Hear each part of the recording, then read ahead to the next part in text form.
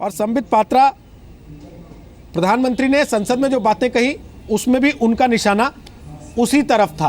प्रेमचंद मिश्रा जो सफाई दे रहे हैं, आप दोनों पार्टियों को वो रास नहीं आ रही, ना बहुजन समाज पार्टी को और ना ही भारतीय जनता पार्टी को, और अखिलेश यादव का निशाना भी इसी पर था।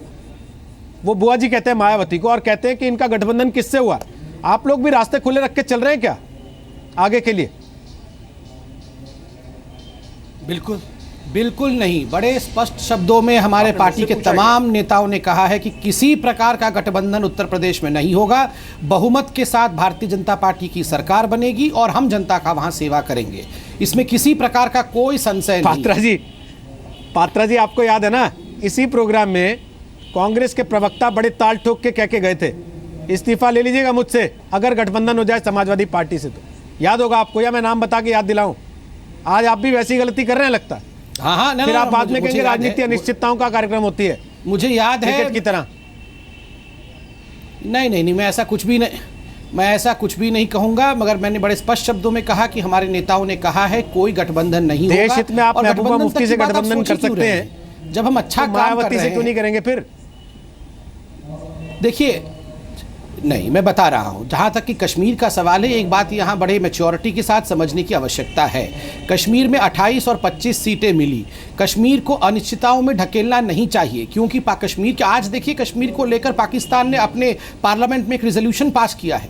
अगर वहां किसी प्रकार की इंस्टेबिलिटी रहेगी, किसी प्रकार का भी वहां द्वंद्वता रहेगा, तो स्वाभाविक रूप से कश्मीर के लिए अच्छी बात नहीं है। कश्मीर को डेवलपमेंट के पथ पे सबको मिलकर, सभी पॉलिटिकल पार्टीज को अपनी द्वंद्व को छोड़कर वहां आगे बढ़ाना चाहिए। अगर 25 और 28 सीट मिलता है तो क्या कश्मीर पे गवर्नेंस ही नहीं होनी चाहिए थी? आज भी वैचारिक रूप से हम और पीडीपी अलग हैं।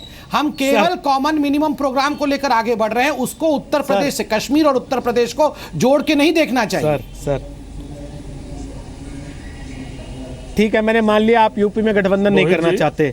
प्रेमचंद मिश्रा जी, 27 साल यूपी बेहाल, हमारी मुख्यमंत्री की कैंडिडेट होंगी शीला दीक्षित, सब काम में बड़ी जल्दी की थी आपने, जल्दबाजी में हो गया था, समझ नहीं पाए थे, देर लगी है जानने में कि अकेले अपने बस का नहीं है या क्या? राजनीति में कई बार परिस्थितियां बदलती हैं। जिस समय सितंबर में एक कार्यक्रम हमने आरंभ किया था और जब हमने ये स्लोगन दिया था, तो 27 साल में क्या सिर्फ समाजवादी पार्टी की ही सरकार रही है?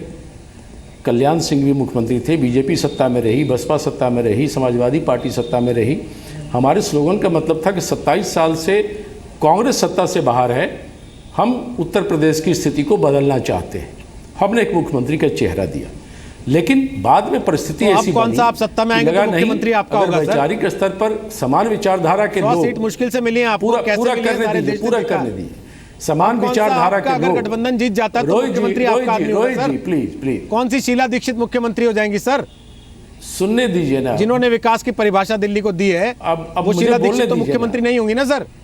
जो क्या क्या आपने आगे रखा था उनको बोलिएगा सर, मैं रोक नहीं रहा हूं, लेकिन मैं सिर्फ ये चीज जानना चाहता हूं सर। मतलब हम वोटर बेवकूफ हैं, प्रतिबंध लगा रहे हैं, वोटर बेवकूफ है सर, इसका मतलब हम कैसे? मैं आ रहा हूं ना, आपको जवाब दे रहा हूं, मुझे बोलने दीजिए। आप लोग एक दूसरे को गाली देते हैं, मैं बोल रहा हूं, मुझे बोलने करके चल देते हैं और हमको ये बताने लगते हैं नहीं आदमी तो बोलने दीजिए। मैं जो कह रहा हूं, आप मुझे बीच में टोकते हैं। आप इस तरह से संबित पात्रा को कभी नहीं टोकते हैं, आप सिर्फ मुझे टोकते हैं। मुझे बोलने दीजिए, मैं आ रहा पूरा कर रहा हूं ना सर।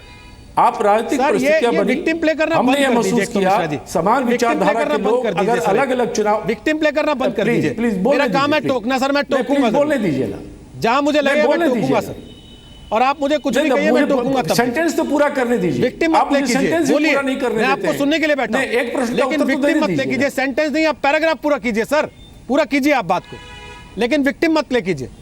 हाँ, वही मैं कह रहा हूं, मुझे पूरा हमने ये महसूस किया कि अलग अलग फ्रंट पर अगर समान विचारधारा के लोग लड़ेंगे तो मतों का विभाजन होगा, हो सकता है उसका फायदा भारतीय जनता पार्टी को मिल जाए।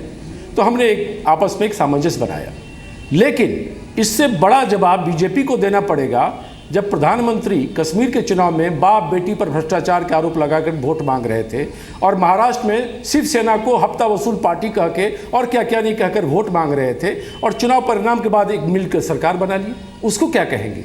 यह उससे पवित्र गठबंधन हमने किया। हमने चुनाव पूर्व ही आप भी तो गुंडों की साइकिल बताते थे एक इसको। साथ आप खुद सवार हो एक गए सामने उसमें, एक एजेंडा दिया। की नहीं, हम दोनों युवा चेहरे सामने ला रहे हैं। ये हमारा एजेंडा, ये हमारा फेस है। आज नहीं, बीजेपी आप का गुंडों कौन की नेता साइकिल है? जिसको लेकिन कहते थे, भारतीय जनता आप पार्टी उस ने पे तो बैठ गए तो महाराष्ट्र वो में चांदी की और साइकिल हो गई। कश्मीर में वो करके दिखाया प्रधानमंत्री ने, जिनके ऊपर भरोसा नहीं कर सकते। हमने तो कम से कम इतनी ईमानदारी बरती कि हम चुनाव से पहले ही कि नहीं, अब हम एकजुट होकर चुनाव लड़ेंगे। इसलिए बीजेपी को जवाब देना चाहिए कि वो अवसरवादी राजनीति करने के लिए कितना उतावला रहती है। और ठीक कहा आपने, कोई बड़ी बात नहीं, कल को ये फिर स्थिति बनेगी तो हो सकता है बहन जी से हाथ मिला लें, इसमें कोई दो मत नहीं।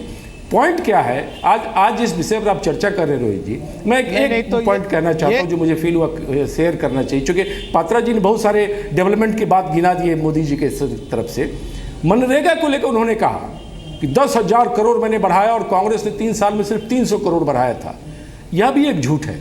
पिछले साल उन्होंने 10,000 करोड़ रुपए घटा दिए थे मनरेगा के बजट में, और इस बार आपको इसलिए बढ़ाना पड़ा कि नोटबंदी के चलते जो बेरोजगारी बढ़ी है, जो लोग शहरों से गांव को वापस आ गए हैं, उनको कुछ है नहीं खाने का, एक राजनीतिक तौर पे, सामाजिक तौर पे प्रधानमंत्री पे आक्षेप लगाया है, आपको उसी मनरेगा को अपनाना पड़ा जिस मनरेगा का मजाक उड़ाया करते थे। क्या कुछ कहूं मैं इस पे जवाब भदौरिया जी के पास नहीं बढ़ाए, संबित पात्रा करना चाह रहे हैं, कर लीजिए जवाब। मैं भदौरिया जी के पास जा रहा हूँ, बोलिए संबित, बोलिए, फिर भदौरिया जी के पास जाता हूँ, बोलिए संबित। हाँ, प्रेमचंद जी, मैं आपसे विनयपूर्वक और आदरपूर्वक कहूंगा, जब आप ऐसे शब्दों का प्रयोग करते हैं कि प्रधानमंत्री झूठ बोल रहे हैं, तो आप प्रिविलेज मोशन क्यों नहीं ले आते हैं? अगर पार्लियामेंट में प्रधानमंत्री झूठ बोल रहे हैं तो आप प्रिविलेज मोशन ला सकते हैं। प्रधानमंत्री ने भी आज कहा कि आज तक मैंने कभी बिना रिसर्च के सदन के पटल पे एक शब्द नहीं कहा। तो आप पहले बोल लूं, फिर आप बोलिएगा। आप बोल दीजिएगा, ऐड कर लीजिएगा ना, मैं पूरा बोल लूं। नहीं, पिछले बार के बजट में, मैं पूरा पिछले बार के बजट उसके बाद आप मनरेगा के बजट में पढ़िएगा। 10,000 देखिए रोहित जी, इस प्रकार से तो डिबेट नहीं हो पाएगा ना। नहीं, इस प्रकार से डिबेट नहीं हो पाएगा। हमने 10,000 करोड़ रुपए बढ़ाए, 48,000। अगर आप झूठ बोल रहे हैं, आपने 38,000 करोड़ रुपए दिए बढ़ा दिया, उसमें भी 27 साल के बजट में मनरेगा के बजट में 10,000 करोड़ की कटौती की थी। अरे देखिए रोहित जी, इस प्रकार से तो इंटरवेंशन होगा तो डिबेट कैसे होगा बताइए रोहित जी? मैं आपको समझा रहा था, ये समझना नहीं चाहते, इस प्रकार से कैसे होगा? आप बताइए, आप इतनी बड़ी बड़ी चोरी कर रहे थे, आपने रुपया बढ़ाया नहीं है, सेवा कर रहे थे, उसी रकम के आसपास लाया है, इसलिए ये झूठ नहीं कर क्या है। आप प्रधानमंत्री होकर सदन में बात करेंगे। मैं कंप्लीट कर लूं मिश्रा जी, मैं कंप्लीट कर लूं। देखिए, मनरेगा में मैं सुन रहा हूं।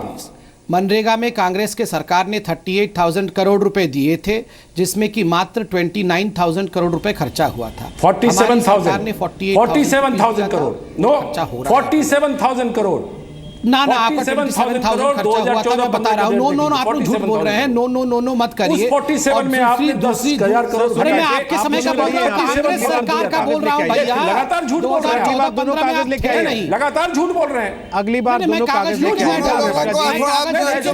मुझे जवाब देने दीजिए। थोड़ा सा रुक के सर, थोड़ा सा रुक के, यहाँ पे बहुत बोल दिया है इन लोगों ने, इनको थोड़ा चुप कराइए दोनों लोग। भदौरिया जी, भदौरिया जी बैठा नहीं। ठीक है, पात्रा जी आपकी आवाज भी और मिश्रा जी की आवाज भी डाउन कर रहे हैं। मैं भदौरिया जी के पास जा रहा हूँ। भदौरिया जी एक चीज बताइए, प्रेमचंद मिश्रा जी कह रहे हैं कि हमने महसूस किया कि समान विचार वाली पार्टियों को एक साथ आ जाना चाहिए। सर, पहले ही उनको गुंडों की साइकिल बताते थे, अब ये उनको समान विचार वाले बताते हैं। सर, जनता बेवकूफ है क्या? अगर कल को इनका फिर मन बदल गया या इनके विचार आपस में टकराने लगे तो जनता तो बेवकूफ बन जाएगी पूरी तरह से कि हमने क्या किया। देखिए, और राजनीतिक पार्टियां हमेशा ही रास्ता खुला रख के चलती हैं क्या, कि जहां मौका मिले वहां से यू टर्न मार लेंगे? देखिए, समान विचार का इनका इतिहास ये है कि अभी कुछ 1 साल भी नहीं हुआ जब नीतीश कुमार जी के साथ मोर्चा बनाया, यही समाजवादी पार्टी वहां पर मंच पर भाषण दे रही थी, और आज जो इसको मंच को सजा रहे हैं रामगोपाल यादव, उन्होंने कहा हम आत्महत्या कर लेंगे इसमें जाकर। ये वही लोग हैं जो आत्महत्या की बात उस समय कर रहे थे। और अब मैं बतला दूं, समाजवादी पार्टी हो चाहे ये बीजेपी हो, दोनों लोगों के गठबंधन को, ये देश में गठबंधन चला रहे हैं शिवसेना के साथ, और आप ही ने दिखाया हार्दिक पटेल शिवसेना के कैंडिडेट बन रहे हैं चीफ मिनिस्टर के गुजरात में। तो इनको उत्तर प्रदेश में कह रहे हैं ये गठबंधन की पार्टियां नहीं हैं, ये ठगबंधन की पार्टियां हैं, और ठगबंधन से सावधान रहने की जरूरत है। इसीलिए जब तक बहन मायावती जी को वो नहीं लाएंगे तो ना वहां सुरक्षा होगी, ना वहां विकास होगा, ना वहां दंगे बंद होंगे। इसीलिए इन लोगों को नोटबंदी में 125 लोग मर गए। ठीक है। इसी तरह से इन लोगों ने अन्य मोर्चों पर जुमले कह के किसानों ने आत्महत्या की है पूरे देश में, और उत्तर प्रदेश में सैकड़ों किसान मर गए हैं अपर्णा अखिलेश के यादव ने साथ। आज कहा है कि रिजर्वेशन नहीं होना चाहिए, इस पर कोई सवाल पूछेगा? एक द्विवेदी जी से अपर्णा कमेंट यादव लेना ने चाहता आज हूं। एक द्विवेदी इंटरव्यू जी में कहा है कि दलितों के लिए रिजर्वेशन खत्म होना चाहिए। नहीं, इस पे क्यों नहीं मीडिया उठा रही है सवाल? आप आरक्षण खत्म करना चाहते हैं, कैंडिडेट है, मुलायम परिवार से है, आपके लोग, अपर्णा यादव कहते हैं आरक्षण समाप्त होना चाहिए।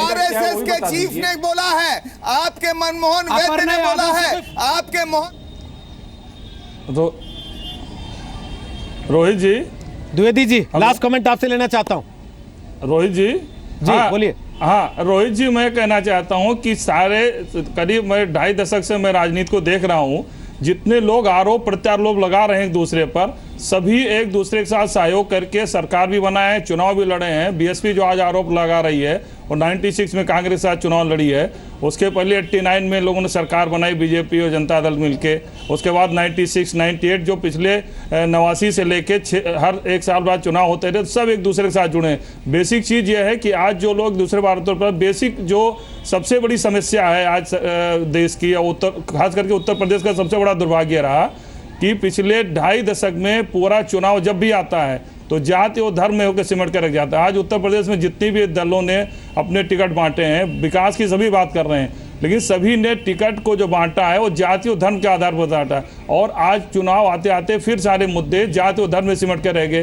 अब आज की जो सबसे बड़ी समस्या उत्तर प्रदेश की, मैं इन सारे दलों से 2 सवाल मैं पूछना चाहता हूँ। पहला सवाल यह है कि लोग कहते हैं कि सबसे देश की सबसे बड़ी समस्या क्या है, जिसके इर्द गिर्द पूरी समस्याएं गूंजती हैं, वो है जनसंख्या, उस पर कोई नहीं बोल रहा है। दूसरी यह है, प्रधानमंत्री जी कहते हैं कि मैंने इतना पैसा दिया प्रदेश को, प्रदेश सरकार कहती है मैंने इतना पैसा किया। सवाल यह है कि पैसा ये जनता का है, जनता के पैसे को मनमानी तरीके से जो सत्तारूढ़ होता है, कोई हाथी लगा खर्च करता है, कोई साइकिल मतलब जो साइकिल ट्रैक बनवाता है, कोई स्टैचू बनवाता है, तो इसकी भी अकाउंटेबिलिटी तय होनी चाहिए। जो जनता का पैसा है इसको भी कहीं ना कहीं किसी न कहीं बनाया जाना है, जैसे जो पैसे आ रहे हैं। बिल्कुल सही कह रहे हैं सर आप, बिल्कुल सही कह रहे हैं आप। मैं सहमत हूं आपसे। तीसरी बात एक और सबसे बड़ी राजनीतिक पार्टियां अपने मैनिफेस्टो में फ्रीबीज बांटने की बात करती हैं कि ये दे देंगे वो दे देंगे। आखिर वो पैसा कहां से आता है? वो हमारी आपकी जेब से ही तो आता है, इस देश के आम आदमी की जेब से ही तो आता है। जो वोट भी डालता है बाद में उसी की जेब से टैक्स के तौर पे पैसा निकाल के राजनीतिक पार्टियां अपना तो टैक्स बचाती हैं कि हमें टैक्स फ्री रखिए, आपको फ्रीबीज बांटती हैं और फिर एहसान भी करती हैं आपके ऊपर। तो अब जब वोट डालने जाइएगा तो सोच समझ के जाइएगा।